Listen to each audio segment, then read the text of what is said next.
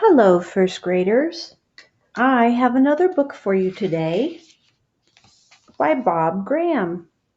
We read this book, The Silver Button, and we've read this book, How to Heal a Broken Wing. The next book we're going to read is this one. It's called Let's Get a Pup, said Kate, by Bob Graham. Again, I only see one name, so I know that Bob Graham is the author as well as the illustrator. I also can tell it's a Bob Graham book because I'm looking at the characters and they look very similar. They have the same kind of noses, the same kind of hair. I could say they belong together. The same person drew that picture. What else do we know that's the same about this? This one is about drawing a picture. This one is about a bird with a broken wing. This one, let's get a pup. That sounds very much like something that happens all the time. People getting puppies. Perhaps you have recently got a puppy or a kitten. Where did you get your kitten or your puppy? Sometimes people get them from friends. Sometimes they get them from the Humane Society or the shelter or rescue centers. In this book, they call it a rescue center. Rescue is a word that means to save. Let's find out about this dog. Let's get a pup, said Kate. Oh, another typical thing of Bob Graham is to give you an insight to the story before the title page. The end of Kate's bed was a lonely place. Tiger the cat no longer slept there. Tiger died last winter, so there were only Kate's 2 feet to keep each other company. Now Kate woke to full summer with the sun pouring over the back fence. The light's coming in. Let's get a pup, said Kate.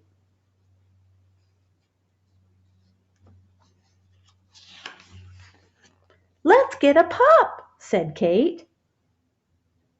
I think she woke somebody up. What? A brand new one? Said a now wide awake mom. With the wrapping still on? Added her breathless dad. Pups don't come wrapped, replied Kate. I know they don't, said Dad. It's just a joke.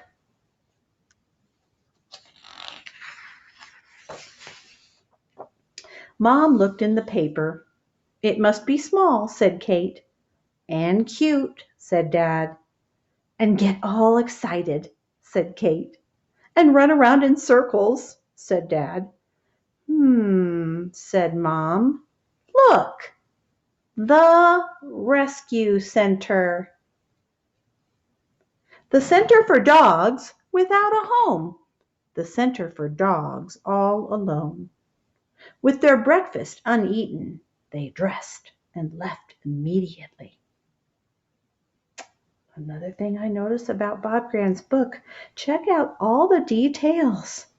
They've got even the pictures on the cupboards, the bread they were slicing, toys on the floor, and the car moving down the street.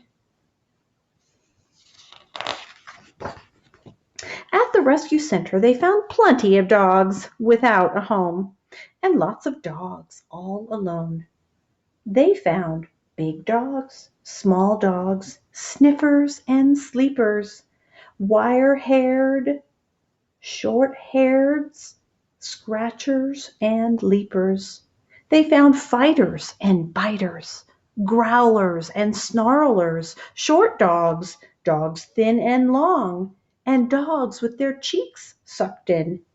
They also found happy dogs, sad dogs, take me dogs, and dogs who couldn't care less.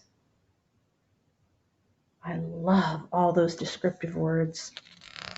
I know exactly what kind of dogs are there. They saw smelly dogs, fat dogs, lean and mean dogs, chew it up and spit it out at you dogs, and dogs like walking nightmares. I think that one's the walking nightmare. Then they saw Dave. Wow, nice big letters. I think he wants us to notice that word, Dave. And I can tell where Dave is because everybody is looking at Dave.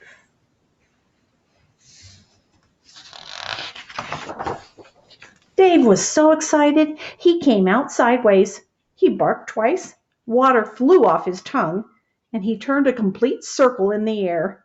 He was small. He was cute. He was brand new.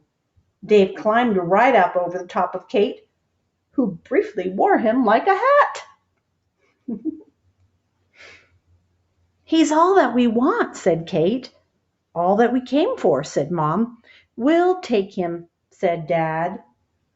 Then they saw... I wonder what they saw.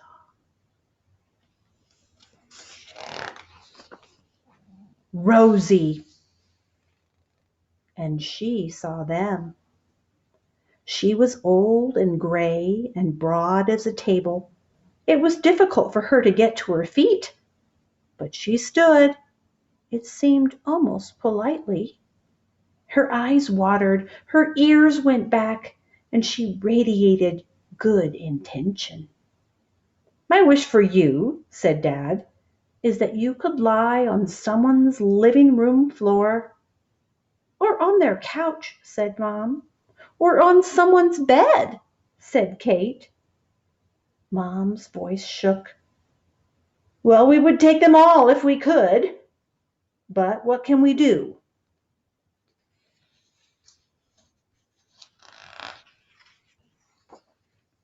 And with many a backward glance, they slowly walked away.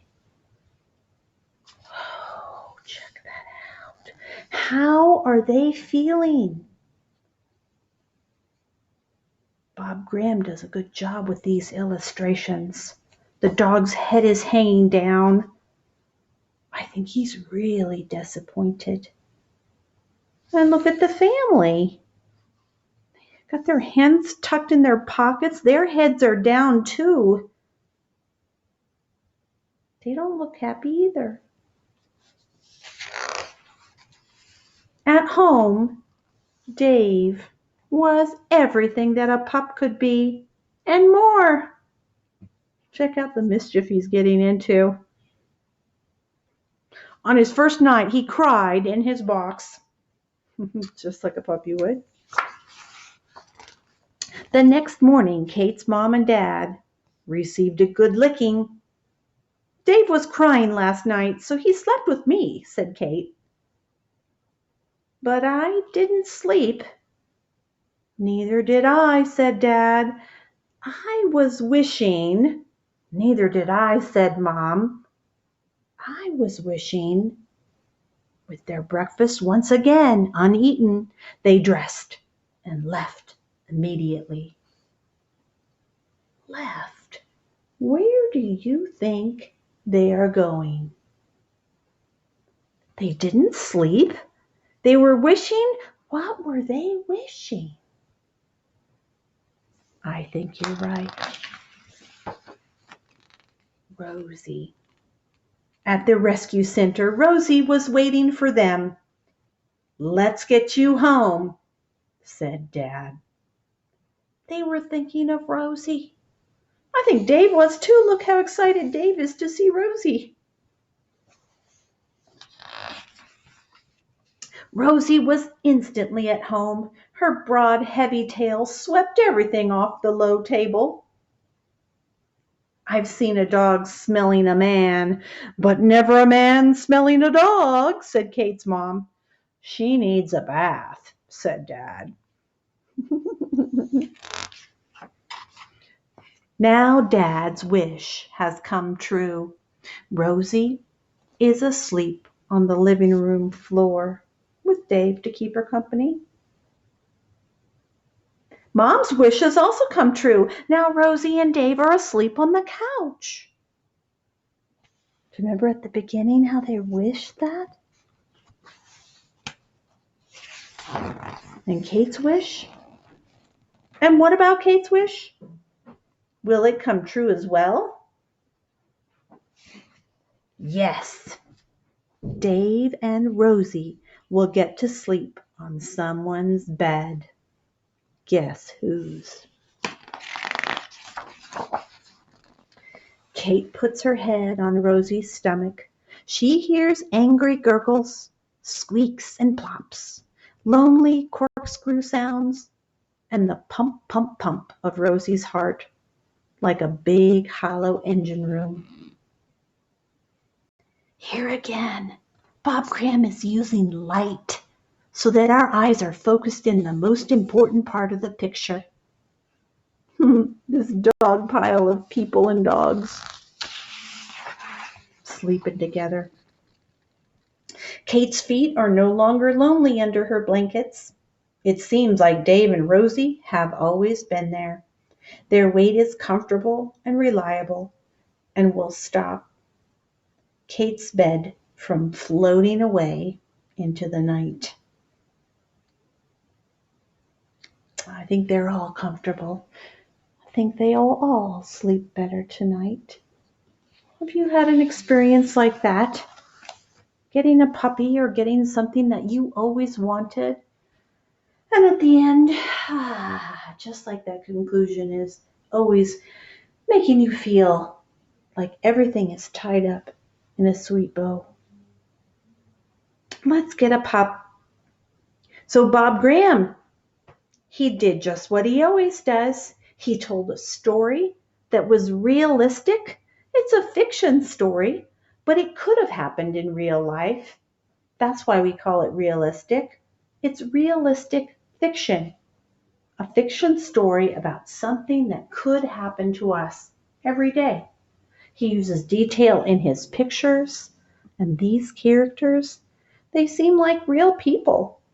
And he shows us feelings in the emotions of the characters. We'll read another Bob Graham story tomorrow, and let's see if you can find the same type of things in it that are very typical of Bob Graham books. In the meantime, if you were to fill in the sentence, let's get a, what would it be? What would you like to get? Find some paper, something that you can write with, and fill in that blank. Maybe you want a pet. Maybe it's an addition to your Minecraft game or another video game that you've always wanted. And how would that happen? Would you have to persuade mom and dad to do it? Or do mom and dad kind of want you to have something to do as well? You figure it out and write it down and then share it with us. We'll read more tomorrow.